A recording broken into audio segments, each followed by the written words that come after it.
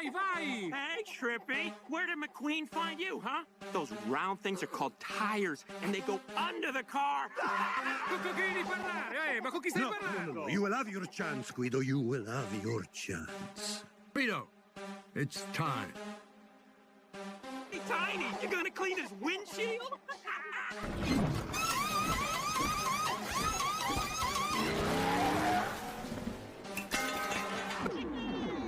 Pit stop.